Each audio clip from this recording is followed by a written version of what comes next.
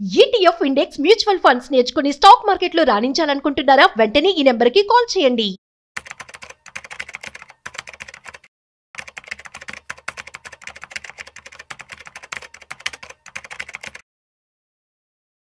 నమస్తే, welcome to Suman TV. నేను విష్ణు. ప్రస్తుతంతో పాటు ప్రముఖ స్టాక్ మార్కెట్ అనలిస్ట్ సుందరరామరెడ్డి గారు ఉన్నారు. సార్తో మాట్లాడదాం. సార్ నమస్తే. సార్ నమస్తే సార్. సుందరరామరెడ్డి గారు, లాస్ట్ 2-3 సంవత్సరాల నుంచి సెమీ కండక్టర్ ఇండస్ట్రీ అనేది బాగా ఫ్లరిష్ అయింది. ఈ సెమీ కండక్టర్ ఇండస్ట్రీకి సంబంధించిన న్యూస్ రాని రోజంటూ ఉండదు, న్యూస్ రాని ఆర్టికల్ అంటూ ఎక్కడ ఉండట్లేదు. మనం బాగా గమనిస్తే ఎన్విడియా అనేది అసలు ఎక్కడికో వెళ్ళిపోయింది. ఆల్మోస్ట్ $4 trillion అది ఎకానమీ క్రాస్ అయిపోయింది. అండ్ అదేవిధంగా మనకి వేదాంత ఒకటి, హెచ్సిఎల్, బిఈఎల్, ఏఆర్ఎం అది కూడా రీసెంట్గా 2 nanometers తయారు చేశారు కదా. సో ఏంటి అసలు, అంటే నెక్స్ట్ 5 yearsకి సెమీ కండక్టర్ ఇండస్ట్రీని ఎంతవరకు ఎక్స్పెక్ట్ చేయొచ్చు అంటారు? అండ్ అంటే ఇప్పుడు ఎవరన్నా సెమీ కండక్టర్ ఇండస్ట్రీకి సంబంధించి ఏదన్నా ఇన్వెస్ట్ చేసుకుందాము ఒక 5 years లాంగ్ టర్మ్ కన్నప్పుడు ఏమన్నా ఆలోచించవచ్చు అంటారా? బేసికల్గా ఇండస్ట్రీ అయితే అది పెద్ద ఇండస్ట్రీ అండి, చాలా పెద్ద ఇండస్ట్రీ. ఎందుకంటే సెమీ కండక్టర్ లేకుండా ఏ ఎలక్ట్రికల్ గూడ్స్ వర్క్ చేయవు. ఈవెన్ మన రిమోట్ దగ్గర నుంచి వాషింగ్ మిషన్స్, కార్స్ అన్నిట్లో దాంట్లో ఉంటుంది.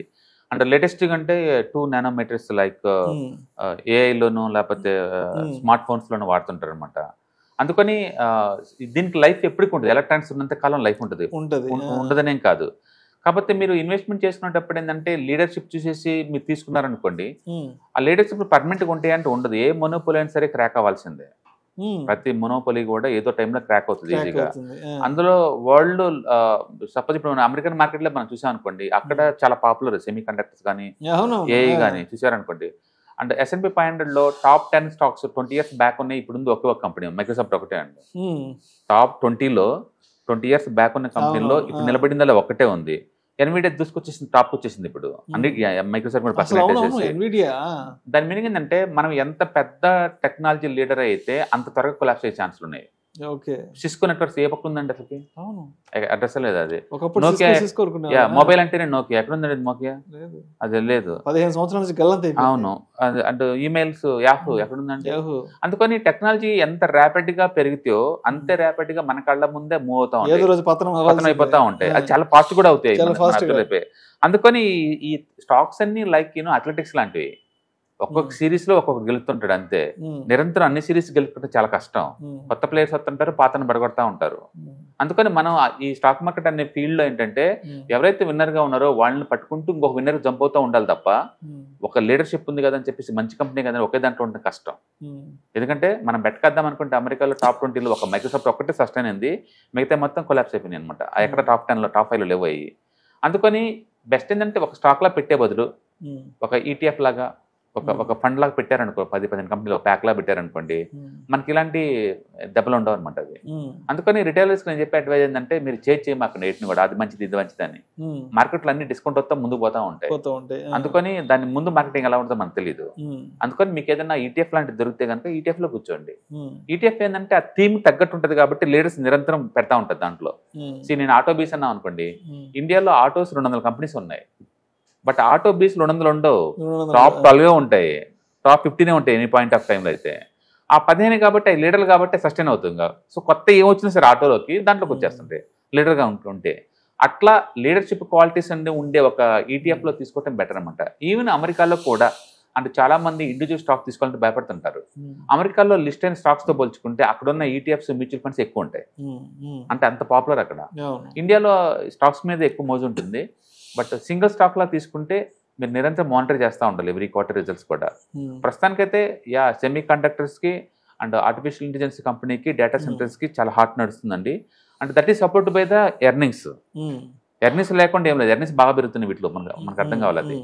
యాక్చువల్ చెప్పంటే ఎన్విడియా ఇంత ముందు పోల్చుకుంటే ఇప్పుడే చీపర్, ఇంత పెరిగిన తర్వాత కూడా. ఎందుకంటే ఎర్నింగ్స్ అంతకన్నా ఇంకా ఎక్కువ ఫాస్ట్ పెరుగుతుంది. అండ్ ఆపరేషన్ ప్రాఫిట్ మార్జిన్ ఇంకా బాగా ఫాస్ట్ పెరుగుతుంది అనమాట. కాబట్టి ప్రస్తుతానికైతే బబుల్ జోన్ లేవనే కానీ ముందు రోజుల్లో కూడా లీడర్షిప్ నిలబడిద్దా అంటే ఇట్స్ ఆల్వేస్ క్వశ్చనబుల్. అందుకని ఇప్పుడున్న కంపెనీ 5 years తర్వాత టాప్ లో ఉంటుంది అంటే అసలు చెప్పలేము. హిస్టరీ అదే చెప్తుంది. కాబట్టి మీరు ఏంటంటే ఇండివిజువల్ స్టాక్స్ ఉన్న వాళ్ళందరూ నిరంతరం ట్రాక్ చేసుకుంటూ సేల్స్ డేటాని రివ్యూ చేసుకుంటూ ఉండటం better. By and forget type లో ఏం లేవు ఇప్పుడు. ఎందుకంటే ఇండియాలో చాలా మంది చూడండి FNGs, మనకు తెలిసిన FNGs లైక్ దాబర్ కావచ్చు, ఐటీసీ కావచ్చు, లేకపోతే నెస్లే కావచ్చు, హిందుస్థాన్ లివర్ కావచ్చు, లాస్ట్ 10 years యావరేజ్ రిటర్న్స్ 10% అండి. మీరు మళ్ళీ అది లీడర్లే కదా అన్ని లీడర్లు కదా. 10% కోసం వచ్చి స్టాక్ మార్కెట్ రావాల్సిన అవసరం లేదు అసలు. నిఫ్టీలో వేసి నిద్రపోతే నీకు ఇయర్లీ 12% వస్తుంది, 12 to 13%.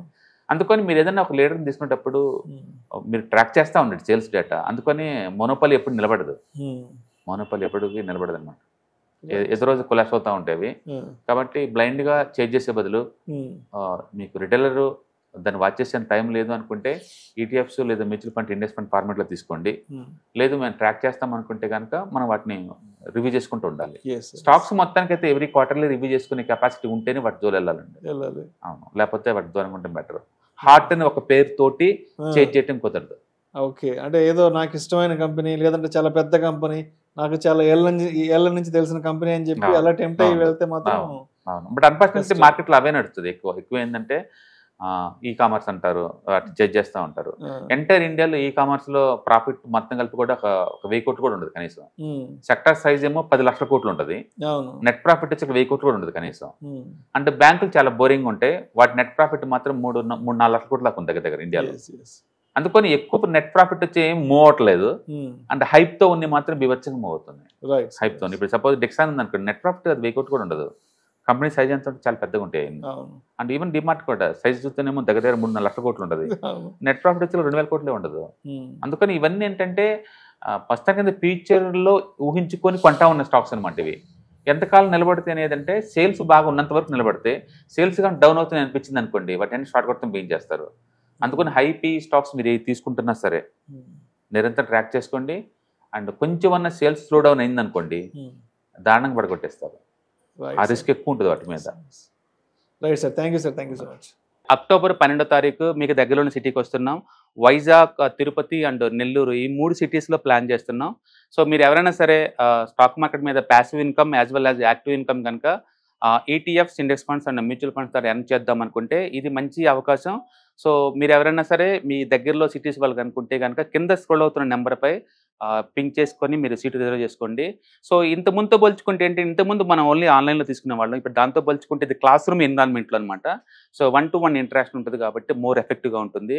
కాబట్టి ఎవరికైనా ఇంట్రెస్ట్ ఉంటే ఈ 3 అసెట్ క్లాసులు నేర్చుకుందామని కింద స్క్రోల్ అవుతున్న నెంబర్పై పింక్ చేయండి. Thank you. హాయ్, స్టాక్ మార్కెట్లో వాలటిలిటీకి దూరంగా ఉంటున్నారా? పోర్ట్ఫోలియోస్ అన్నీ కూడా రెడ్లో ఉండి బ్లీడ్ అవుతున్నాయా?